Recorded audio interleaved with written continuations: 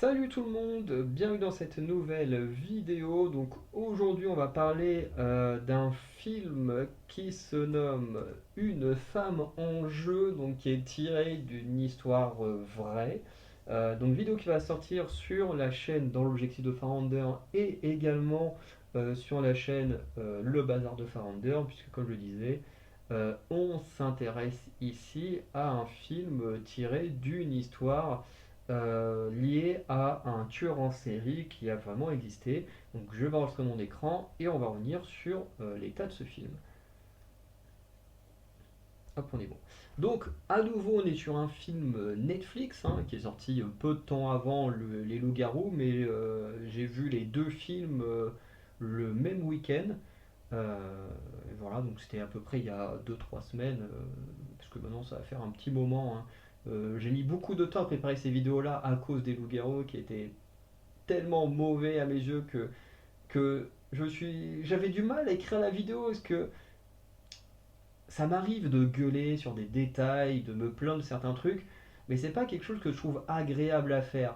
Et là, me dire que j'ai une vidéo à écrire, à faire, à enregistrer, et qu'en fait, bah, j'ai rien globalement de positif à dire, bah, ça me donnait pas trop envie de la faire. Mais en même temps, bah, faut que je la fasse, parce qu'à la fin de l'année, quand je partagerai mon top des meilleurs et des mauvais films, bah, je vous renverrai à chaque fois sur les vidéos que j'ai faites.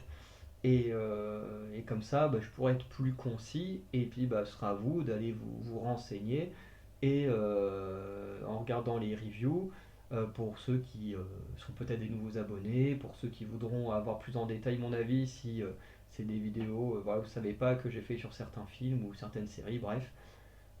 Donc voilà.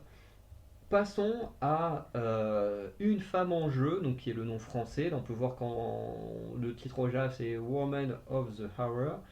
Euh, voilà. Du coup, on va passer. Ah merde, j'ai oublié de rapetissir cette image. Donc, la fiche technique, la réalisatrice est Anna Kendrick, qui est juste là. Très très bonne actrice. Moi, je l'aime beaucoup, Anna Kendrick. Je l'ai pas vue dans énormément de choses, mais à chaque fois, j'ai vraiment bien kiffé, que ce soit dans les Pitch Perfect, où je trouve qu'elle est très très bien. J'avais vu dans attends, c'est Voices, le film avec le chat et le chien qui parlent et qui pousse Ryan Reynolds à tuer des gens et tout. Incroyable ce film. Et Anna Kendrick est dedans aussi. Bon, après, j'ai vu les Twilight où elle est dedans aussi. Bon, un petit peu moins bon. Mais voilà, je trouve que c'est quand même une très bonne actrice. Je sais pas si c'est le premier film qu'elle réalise. Mais en tout cas, c'était plutôt sympa. Au scénario, on a Ian McDonald, que je connais pas. De toute façon, les scénaristes en général, si ce ne sont pas les réalisateurs, je les connais pas. Puis bon, même les réalisateurs, je les connais pas tous. J'en connais quand même quelques-uns, mais pas tous. Euh, Niveau acteurs, actrices principaux, du coup, on a Anna Kendrick qui incarne du coup Cheryl Bradshaw et Daniel Zovato qui incarne Rodney, je crois que c'est Alcala, un truc comme ça. Du coup, voilà, qui sont les deux persos que vous avez sous les yeux. Tac, tac, tac, oui, c'est bien Alcala. Donc, le synopsis, en 1978, le tueur en série Rodney Alcala participe à une émission américaine, The Dating Game, et gagne un rendez-vous avec Cheryl Bradshaw, célibataire participante. À l'époque, Alcala avait assassiné 5 femmes et son apparition durant l'épisode lui a plus tard valu le surnom de The Dating Game Killer. Voilà, donc qui raconte l'histoire. En tout cas, moi j'avais déjà entendu parler de cette histoire, mais de l'histoire, surtout de l'histoire autour de l'émission télé. Dans le sens où je connaissais l'histoire de cette femme, Cheryl Bradshaw, qui a participé à cette émission, The Dating Game, qui à la fin, voilà, qui pose des questions à l'aveugle à 3 prétendants, et à la fin, elle en choisit un avec qui faire un date. Et bon, bah, si tout va bien, ils peuvent vivre une histoire d'amour et tout. Et si ça se passe pas bien, bah, voilà, il se passe rien tout simplement. Euh, du coup, je pense qu'on est beaucoup au moins à connaître l'histoire que bah voilà, après avoir fait cette émission, ils se sont rendus compte que cet homme, Rodney Alcala, était un tueur en série qui avait réussi à ben, passer des castings et à se retrouver en plein plateau télé. Donc voilà, moi je connaissais cette partie de l'histoire, je connaissais pas forcément le reste, mais on va revenir sur tout ça petit à petit. D'abord, un bon point sans spoil, c'est que j'adore le décor de l'émission. Alors, il y a plusieurs décors en fonction de ce qui se passe dans le film, mais je trouve que le décor de l'émission est vraiment très très bien. Ça reprend plutôt bien le style et tout de l'époque, même l'aspect visuel en général, que ce soit dans le style vestimentaire ou des choses comme ça, on ressent bien le côté de l'époque. Voilà, le présentateur un peu enfoiré comme il est, parce qu'il est pas très très cool le présentateur, parce que le vrai était comme ça on sait pas, mais là il apparaît un peu comme un enculé qui veut obliger Kendrick à faire ce qu'il veut quoi. Juste sauf qu'après t'as des fans qui font non mais amusez-vous, machin, c'est votre chance. Donc du coup bah, le personnage de Cheryl Bradshaw qui rêve d'Hollywood et tout, bah forcément elle va se lâcher et tout et c'est vraiment très très cool, elle pose des questions, franchement c'est hyper amusant, enfin bon, toute la partie émission télé moi j'adore.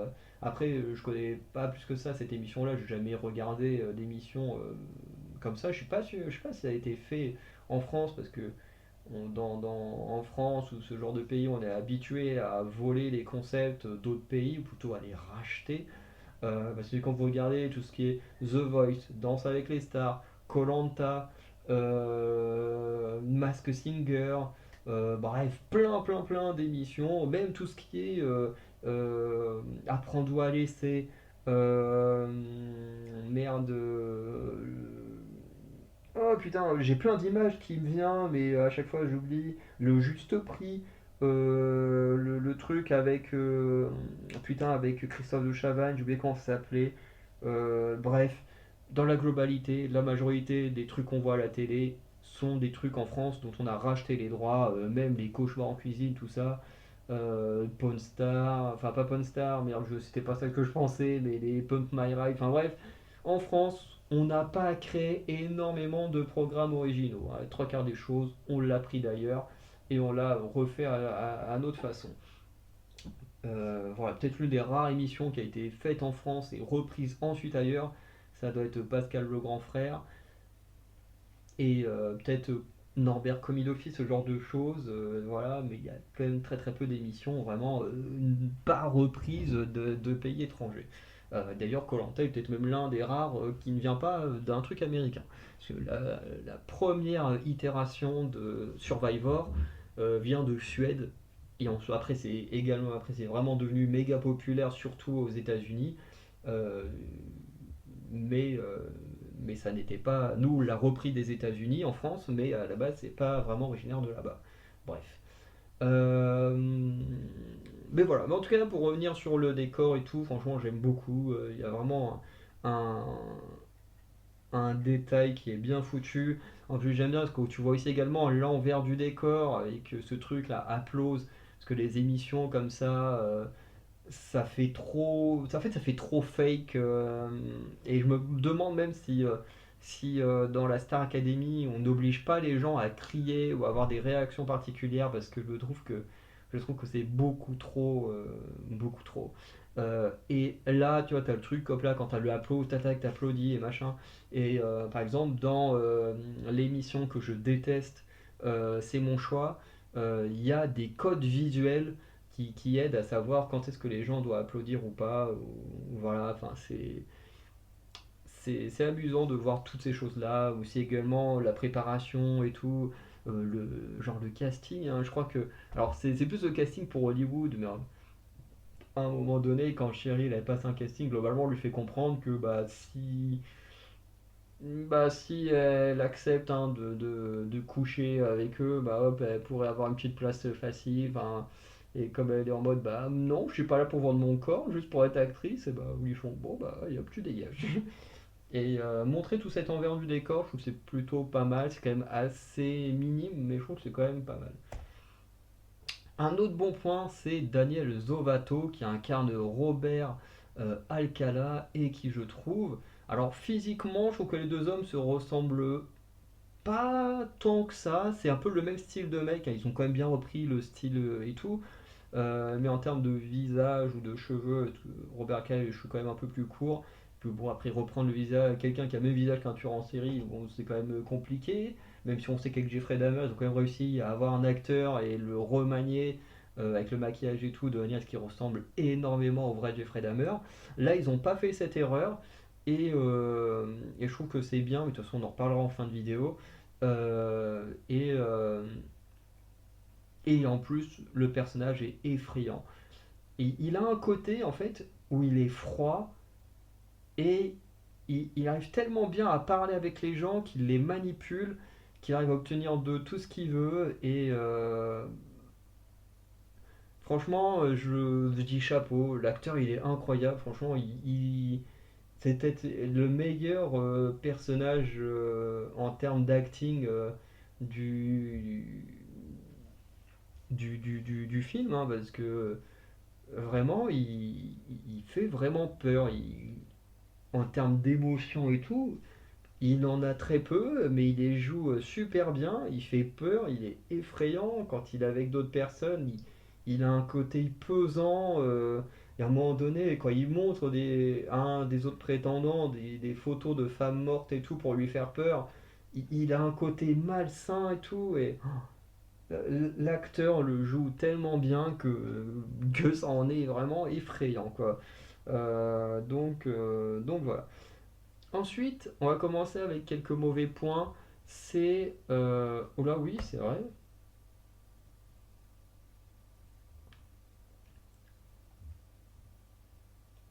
Bah, oui, en plus, je prends ton temps en revenant en arrière. Bon, c'est pas très grave, le texte, et si vous n'avez pas vu le film, c'est pas très. C'est pas le point. En fait, c'est plus ce que moi je vais dire qui peut spoiler le film, plus que ce que j'ai écrit. Mais voilà, j'avais totalement oublié qu'on partait direct en spoil, qu'il n'y avait pas de mauvais points dans le non-spoil. Mais voilà, donc on va passer à la partie spoil, je suis désolé. Si vous n'avez pas vu encore ce film, n'hésitez pas à aller le regarder, franchement c'est sympa. C'est pas le meilleur film de l'année, hein, très clairement, mais c'est un film honnête. Si vous le regardez, vous passerez un bon moment. Et je pense que c'est l'essentiel d'un film, c'est d'au moins passer un moment agréable et tout ça. Donc voilà, moi je vous conseille quand même de le regarder si vous aimez ce genre d'histoire. Vous en apprendrez pas spécialement plus sur l'histoire de Cheryl ou de Robert, euh, mais, mais le film il reste captivant et plutôt cool à suivre. Pour les autres, ceux qui n'ont pas peur d'être spoilés ou qui ont déjà vu le film, et ben on va pouvoir passer au spoil. Donc, en mauvais point, comme j'avais noté, le montage, on se perd dans la timeline. Et oui, parce que le film, ça m'a un peu agacé, c'est que le film fait des bonds dans le temps tout le temps. Pardon. C'est-à-dire que le film, en fait, il commence. Alors, je sais même plus, je crois qu'il commence avec Robert Alcala qui agresse une femme et fait une victime. Le film commence comme ça, un peu comme un slasher. Voilà, le slasher, c'est toujours on a d'abord une victime, ensuite on découvre le personnage principal et on avance dans le film. Là, en gros, on a d'abord un meurtre globalement de Robert Alcala. Ensuite, on passe à l'héroïne, donc à Cheryl Bradshaw. On découvre un peu le perso. Et puis ensuite, on change d'année avec quelqu'un d'autre, euh, qui du coup est une autre victime de Robert. Et ensuite, on revient sur Cheryl Bradshaw. Et puis on repart à une autre année. Et en fait, le truc, c'est que ça change tout le temps comme ça. Sauf que le truc, c'est qu'au début, t'es totalement paumé. T'es totalement paumé parce qu'au début, on est juste là avec une femme qui rêve d'être à Hollywood, qui tente des castings, machin. Et le truc, c'est qu'on fait des bonds dans le temps avec le tueur, mais pas avec l'héroïne. Donc, au final, t'es totalement perdu. Parce qu'au bout d'un moment, tu comprends plus si l'héroïne, quand on revient, s'il y a eu du temps de passer ou si on est vraiment revenu là où on l'avait laissé. Enfin bref, quand ils font ces cuts-là pendant le plateau télé, bon là on comprend que bon le plateau télé, comme le dit le film Woman of One Hour, puisque l'émission elle dure 1 heure, bon bah là tu comprends que effectivement là on est toujours, on revient au même stade. Mais le truc c'est que voilà, et on part dans tous les sens et tout, enfin c'est vraiment un gros bordel et c'est très dommage que le montage, pour moi, en termes de lecture, gâche un petit peu le film parce que ben, je trouve qu'on s'y perd très facilement, quoi. Euh, Moi, il y a des moments, honnêtement, je ne savais plus où j'y étais. Et pourtant, je faisais pas grand-chose de fou, hein. Pendant que je regardais le film, j'étais en train de faire du tri pour préparer ma déco. Et comment dire, bah, du coup, oui, je prépare ma déco, donc j'étais pas le plus concentré dans autre chose. Des fois, quand je fais de l'écriture ou des choses comme ça, je suis plus concentré dans ce que j'écris que ce que je regarde. Mais là, du coup, voilà, j'étais quand même très concentré sur le film. Et même avec ça, bah, il y a des moments, j'étais paumé, je savais plus où on en était. Bref. Un autre mauvais point avec Spoil pour moi, c'est le fait de trop s'intéresser aux autres meurtres de Robert Cala et pas à Cheryl. Comme je vous l'ai dit, dans le film, on s'intéresse beaucoup aux autres meurtres, et ce qui fait qu'en fait, on a plusieurs cas. C'est-à-dire qu'on commence le film, il tue une femme, et ensuite on a Cheryl. On avance un peu avec Cheryl, boum, on repart avec Robert Alcala, il rencontre une autre femme, paf, il la tue. Et on revient sur Cheryl. Et ensuite on a une nouvelle victime. Et nanana. Et jusqu'à ce qu'on ait cette victime-là, qui en gros je crois qu'elle va se faire agresser, je crois qu'elle va subir un viol, euh, et que ensuite elle va, euh, elle va réussir à le manipuler pour s'échapper, appeler la police, et du coup il va être arrêté. Après, est-ce que c'est réellement comme ça que ça s'est passé? Je sais pas. Euh, mais, euh, mais en tout cas, elle a survécu. Et, euh, et voilà. Et le truc, c'est que le film, encore une fois, s'appelle Une femme en jeu. Le principe du film, c'est censé être de raconter l'histoire de Cheryl Bradshaw, de cette femme qui a participé à une émission télé pour essayer de profiter de l'émission télé pour se faire connaître et ensuite passer à Hollywood, et qui a failli ben, être une des victimes d'un tueur en série. Techniquement, on est censé te raconter ça. Quand tu vois le film Une femme en jeu, tu t'attends à ce qu'on se raconte cette histoire-là. Sauf qu'en fait, non, le film, en fait, il te raconte pas que l'histoire de Charles Bradshaw, en fait, il te raconte l'histoire de toutes les victimes reconnues de Robert Alcala. Puisqu'à la fin du film, on a quand même un petit panneau où on nous raconte qu'est-ce qu'est devenu Charlie Bradshaw. Je crois qu'on nous dit peut-être ce qu'elle elle est devenue aussi, je sais plus. Bref, on nous raconte un peu ce que sont devenues certaines personnes dans la réalité, dans notre passé. Voilà, et on nous dit que Robert Alcala aurait pu faire beaucoup, beaucoup, beaucoup plus de victimes, mais que ceux-là qu'on a vu dans le film, en gros, sont celles dont on est sûr et certain que c'est lui. Et, euh, et du coup, voilà. Moi, j'ai trouvé ça dommage parce que quand le film s'appelle Une femme en jeu, bah moi, je m'attends à un film précis et pas à ce qu'on a eu à ce moment-là. Alors c'est pas catastrophique, mais je trouve ça dommage. Voilà. Parce qu'au final, sur peut-être 1 heure de film, enfin 1 heure et demie de film, bah, au final, tu passes bien la moitié, voire même un peu plus de la moitié, sans voir Sherry Bradshaw, qui est quand même sur l'affiche, qui est censé, le nom du film quand même représente Sherry Bradshaw, et c'est peut-être un des persos qui apparaît le moins dans le film. Voilà. Donc c'est un peu dommage. Ensuite, un bon point, et on terminera la vidéo là-dessus, c'est que là où je suis content, c'est qu'on ne reproduit pas l'erreur de Jeffrey Dahmer. Euh, Parce que Netflix, pour moi, a fait beaucoup d'erreurs entre Jeffrey Dahmer et le truc des deux frères, là. Euh, c'est un documentaire qui, pour moi, est quand même mieux parce que voilà, on représente beaucoup mieux euh, la chose de manière plus, objectif, on va dire, de plus ouvert, de plus... Ouais, on va dire ça comme ça. Alors que ici, bah, c'est un peu... Enfin, dans Jeffrey Dahmer ou l'histoire des deux frères, la série télé, le problème que j'ai, c'est que ce sont des séries télé où on met en avant le tueur en série comme un personnage principal, mais surtout, on le met également en avant comme une victime. Ce qui veut dire que, par exemple, Jeffrey Dahmer, on a beaucoup appuyé sur ce qu'il a subi, voilà, que voilà, s'il est devenu comme ça, c'est à cause de ce qu'il a subi avant. Pareil pour les deux frangins qui ont tué leurs parents.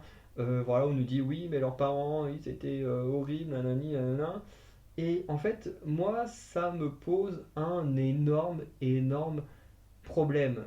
Et en soi, le fait de raconter ce genre d'histoire, tu prends un psychopathe et t'en fais un film dessus, c'est pas dérangeant quand c'est un personnage de fiction. Par exemple, avec le Joker, c'est pas dérangeant parce que le Joker, c'est un personnage fictif qui est un gros psychopathe, mais ça reste de la fiction. Là, on prend des personnages qui ont réellement existé, qui ont réellement commis des choses atroces, hein, que ce soit Jeffrey Dahmer, Robert Alcala ou les deux frangins, ils ont commis des actes atroces, et qu'on en vienne à excuser leurs crimes, pour moi, ça ne va pas. Parce que c'est réellement ce qui s'est passé avec Jeffrey Dahmer. Quand tu vois que tu as des gens qui se sont fait du cosplay de Jeffrey Dahmer, que tu vois des gens qui excusaient Jeffrey Dahmer, qui étaient en mode oui, mais c'est pas sa faute, il a subi ça avant. Tu te dis, mais what?